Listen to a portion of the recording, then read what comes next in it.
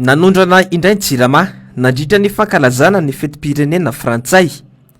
Tapaka nandritra ny iray minitra sasany matsy ny herinaratra. Raha iny teo ampikabarina iny ny minisitry ny rahambahiny malagasy.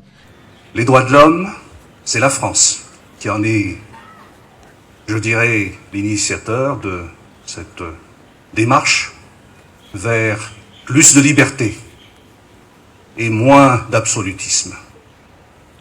Évidemment, d'année en année, la France a beaucoup évolué également.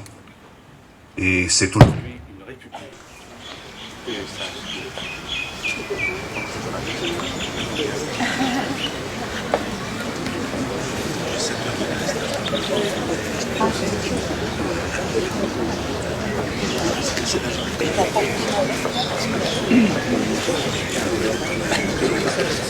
Moi, c'est le...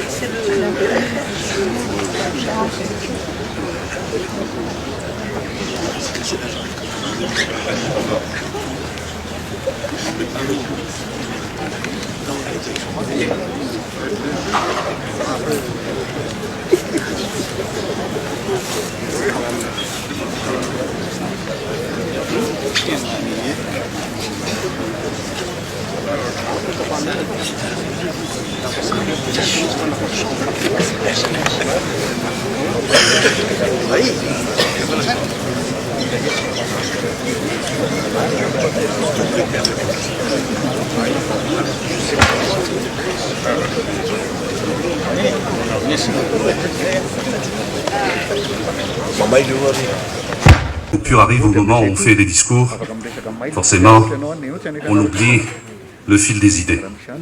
Voaray minitra sasany monja iny fatapahany herinaratra tetsy Vandriny dia efa hita ho sadaikatra ireo minisitry sy filohan'androm-panjakana tonga teny an-toerana. Ny an'ny vahoaka malagasy nefa efa tafiakatra hatrany amin'ny 2 ora sy sasany isan'andro farafahakeliny ny fatapahan-jiro. Reny ny za zao avy any Majunga dia ohatran'ny fiainana. Jirama tsy mbola sahirana be. Jirama tsy manana trésorerie. Aiza ny vahaolana fanjakana, ny vahaolana akaiky sy vahaolana maharitra. Resahany ambassadeur frantsay teo zao ny reny projet ngeza be zay telo taona efa taona ajanon'ny fanjakana fotsiny eo. Mety tsy nahavitra le androany reny fa mampiseho hoe aiza mba jery lavitra hoentin'ny fitondram-panjakana ity.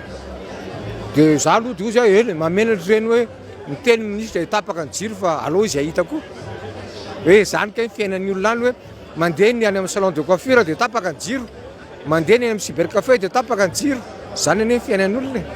Nandritra ny fatapahan-jiro tetsy Vandriny kosa tena nararoatra ny araba ny filoha Marc Ravalomanana ny filohan'ny HCDDOD arita fa efa tsy zatra loatra ny fatapahan-jiro tahaka ireny izay efa fiainan'ny vahoaka isan'andro ireo tompon'andraiki-panjakana ambony sy minisitra tetsy Ivandry.